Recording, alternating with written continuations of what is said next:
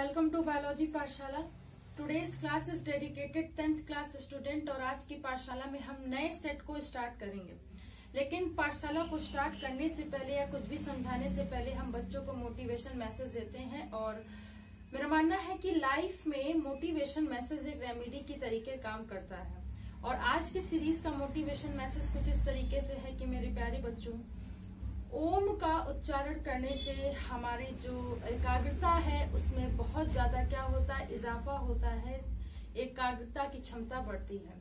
तो इसलिए अगर हम बोले ओम, तो ये ओम जो हम बोलते हैं ये हमारे मेन रज्जु से लेकर के नर्वस सिस्टम तक सारी प्रतिक्रियाओं को बहुत क्या करता है, रेगुलेशन में करता है। इसलिए आप कोशिश करा करिए कि किसी भी पढ़ाई को स्टार्ट करने से पहले या कोई भी काम स्टार्ट करने से पहले आप ओम का उच्चारण करें।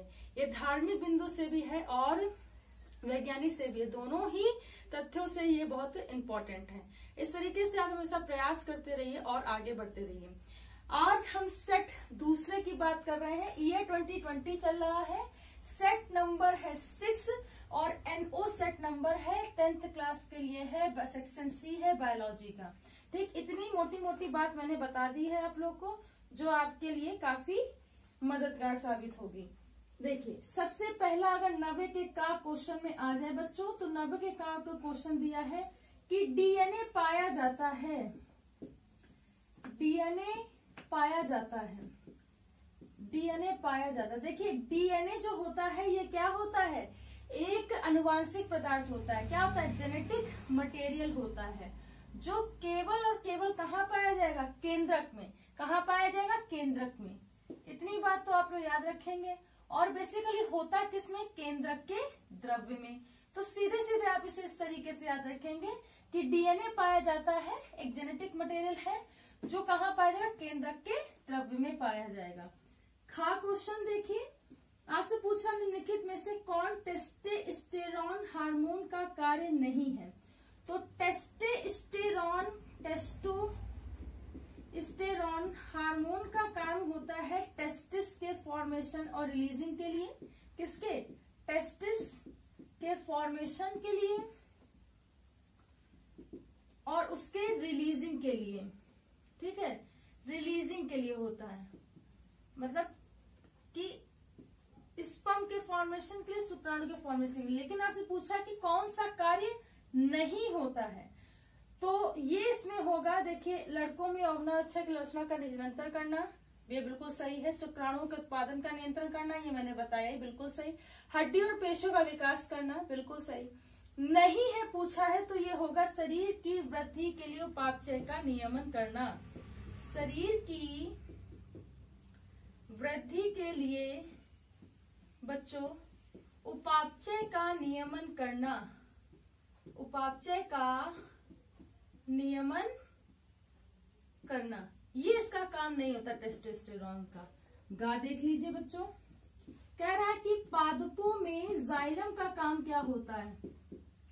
पादपों में जाइलम का कार्य क्या होता है। देखिए, जो संवहनीय ऊतक है वो दो प्रकार के होते हैं। जाइलम, देखिए, vascular bundle is equal to xylem plus phloem. जा से जल, जा से जाइलम, फा से फल, फा से फूड, यानी कि फ्लोएम। ठीक, तो ये याद रखिएगा। देखिए, जाइलम पूछा गया तो जाइलम का काम क्या करता है, जल संवहन का होता है बच्चों। जल संवहन का, आयन संवहन का स्थानांतरण पौधों में कैसे होता है, वो जाइलम के द्वारा होता है। किसके द्वारा होता है, जाइलम के द्वारा होता है। और ये कहाँ होता है, मतलब रूट से लेकर के डाउन टू अप होता है। किस तरह, डाउन टू अप होता है। तो इतनी बात याद रखिएगा। तो इसका आंसर क्या होगा, जल संवहन का होता है। आगे देखिए, पूछ रहा है डार्विन के अनुसार नई प्रजाति की उत्पत्ति होती। भैया देखिए, डार्विन के अनुसार नई प्रजातियों की उत्पत्ति, नई प्रजातियों की जो उत्पत्ति है बेटा, वो क्या होता है, प्राकृतिक चयन से, प्राकृतिक चयन से। ठीक है, इसी को क्या बोलते हैं, वर्णवाद बोलते हैं, वर्णवाद बोलते हैं। इसी को चयनवाद बोलते हैं, चयनवाद बोलते हैं। और इसी को क्या बोलते हैं, डार्विनवाद भी बोलते हैं। तो इसका आंसर क्या होगा? डार्विन के अनुसार नई जाति की उत्पत्ति प्राकृतिक चयनवाद, वर्णवाद या डार्विनवाद से होती। तो कहने का मतलब है नेचुरल सिलेक्शन इसमें होता है। आगे देखिए 10वें का कह रहा है जीवाश्म जीवाश्म किसे कहते हैं? तो किसी भी जीवों का ठीक उनके बचे हुए अवशेषों का ठीक अध्ययन, ठीक है, किसी भी जीवों का बचे हुए अवशेष क्या कहलाता है? जीवाश्म कहलाता है। और जीवाश्मों का जिसमें अध्ययन किया जाता है उसे पैलेंटोलॉजी कहते हैं। ठीक है, जीवाश्म विज्ञान कहते हैं, जीवाश्म विज्ञान कहते हैं। ठीक, जीवाश्म विज्ञान कहते हैं। ठीक, दो प्रकार का होता है, एक तो जंतु जीवाश्म होता है बेटा, एक होता है पादप जीवाश्म। ठीक है, पादप जीवाश्म।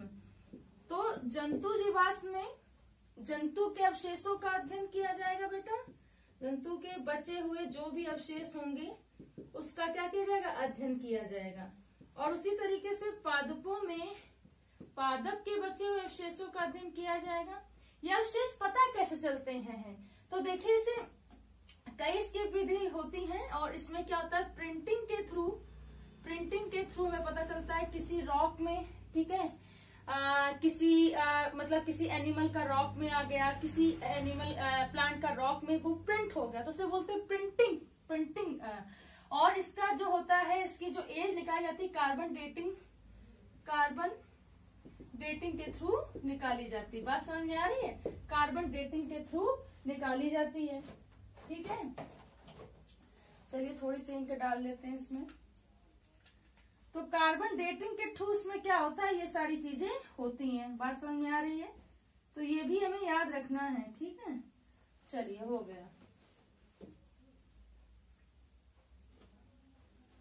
चलिए ठीक, तो ये याद रखेंगे दो प्रकार के होते हैं। और ठीक, कार्बन डेटिंग के थ्रू इसे निकालते हैं कि कितना पुराना जीवाश्म है। ठीक, CD14। चलिए आगे देखते हैं इसका आकलन किस प्रकार करें? कार्बन डेटिंग के थ्रू CD14 के बारे में बता देंगे तो आपको ये 2 मार्क्स मिल जाएंगे। चलिए आगे देखते हैं। जब इतनी बात हो गई तो अब हमें आगे बढ़ना चाहिए मेरी समझ से। अब हमें खा देखना चाहिए 10वें का बेटा। 10वें का खा देखिए क्या कह रहा है आपसे। 10वें का खा कह रहा है कि डीएनए का पूरा नाम बताइए, प्रोटीन संश्लेषण में कैसे मदद करता है। देखिए डीएनए का बच्चों पूरा नाम होता है deoxy ribose nucleic acid. Deoxy ribose nucleic acid, ये डीएनए का बेटा पूरा नाम होता है। ठीक, ये क्या है? ये एक जेनेटिक मटेरियल है। क्या है? जेनेटिक मटेरियल है। इसी को अनुवांशिक पदार्थ भी बोलते हैं। क्या बोलते हैं? अनुवांशिक पदार्थ भी बोलते हैं। बात समझ में आ रही बच्चों? ठीक, कह रहा है कि किस प्रकार प्रोटीन के संश्लेषण में काम करता है। देखिए जब डीएनए, ठीक है, बहुत साधारण भाषा में बताएंगे, हाई लेवल पे नहीं जाएंगे ताकि आपको कोई दिक्कत ना आए। डीएनए से एमआरएनए का फॉर्मेशन होता है बच्चों, और इस एमआरएनए से प्रोटीन का फॉर्मेशन होता है। ठीक, तो जब प्रोटीन का फॉर्मेशन होता है तो इसकी होती है सिंथेसिस। इसकी होती है सिंथेसिस, यानी कि इसका होता है बच्चों संश्लेषण। क्या होता है? संश्लेषण। तो प्रोटीन का शरीर में निर्माण होता है। तो प्रोटीन का बच्चों क्या होता है? निर्माण होता है। तो इस तरीके से मदद करता है। मतलब कोई डीएनए, ठीक, क्या कहते हैं, देखिए रिवर्स ट्रांसक्रिप्टेज यहाँ पे लिख दे तो फॉर्मूले में याद रहेगा। रिवर्स ट्रांसक्रिप्टेज की मदद से क्या करेगा? एमआरएनए में चेंज हो गया बेटा।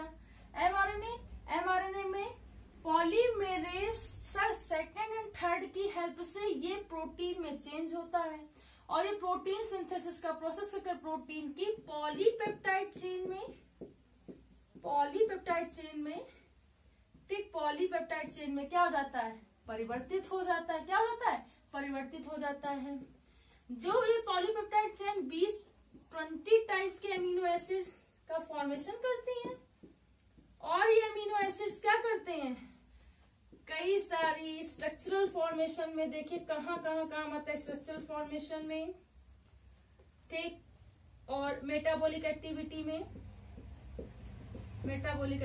में मतलब संरचना के निर्माण में, उपापचय क्रियाओं में, ठीक, इनका क्या होता है, काम होता है। इसीलिए प्रोटीन को क्या कहते हैं, बॉडी बिल्डिंग सब्सटेंस भी कहते हैं। बात समझ में आ गई। आगे देखिए, कह रहा है आपसे कि पुनरुत्थु भवन क्या कहते हैं। देखिए बहुत सरल क्वेश्चन है। पुनरुत्थु भवन किसे कहते हैं, तो ये भी देख लीजिए बच्चों। कह रहा है गा। पुनरुत्थु भवन क्या है, देखिए इसको बोलते हैं रीजेनरेशन। देखिए ध्यान से समझिए, किसी भी जीवों में अपने जैसी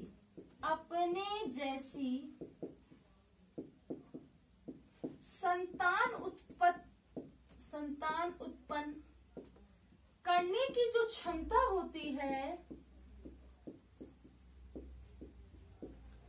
उसी को बोलते हैं पुनरुत्थु भवन की क्षमता या पुनरुत्थु भवन। मतलब किसी भी जीवों में अपने जैसी संतान उत्पन्न करने की क्षमता को पुनरुत्थु भवन कहते हैं।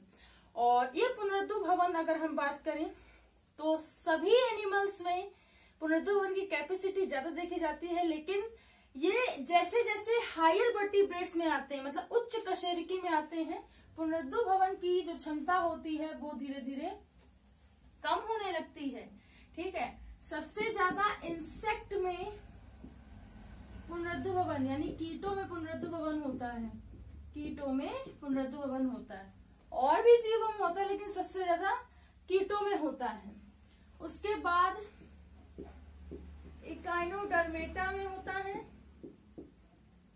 ठीक, बात समझ में आ रही है। और भी एनिमल्स हैं। प्लांट की अगर बात करें तो रीजनरेशन कैपेसिटी की बात करें तो देखिए ब्रायोफाइटा के जितने प्लांट होते हैं, मैंने बताया ना, जो हाईली डेवलप नहीं है वो ज्यादा पुनरुत्थु भवन ब्रायोफाइटा के प्लांट हो गए।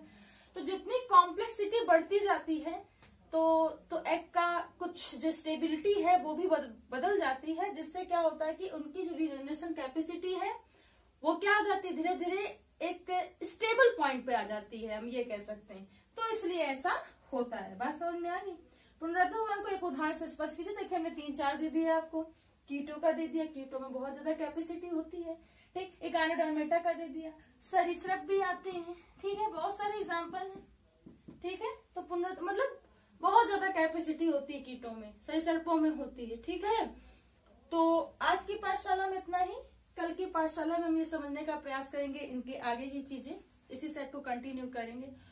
सो मेरे प्यारे बच्चों, अगर आज की पाठशाला आपको समझ में आई हो तो इसे ज्यादा से ज्यादा बच्चों तक शेयर कीजिए, क्योंकि ये सारी जो चीजें हैं ये आपके लिए एफर्ट्स हैं।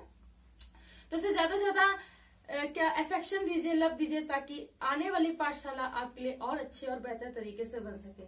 So give a more affection for biology पाठशाला। बायोलॉजी पाठशाला की अनसॉल्व सीरीज को सभी बच्चे ज्वाइन करें ताकि अपनी बायोलॉजी की तैयारी ढंग से वो कर सके। ये 10th क्लास और 12th क्लास के लिए डेडिकेटेड है और ये तब तक की चलेगी जब तक कि आपके सारे अनसॉल्व खत्म नहीं हो जाते। सो अग्रवाल के बाद अगर कोई और दिखता है तो हम ट्राई करेंगे कि वो भी हम करवा दें।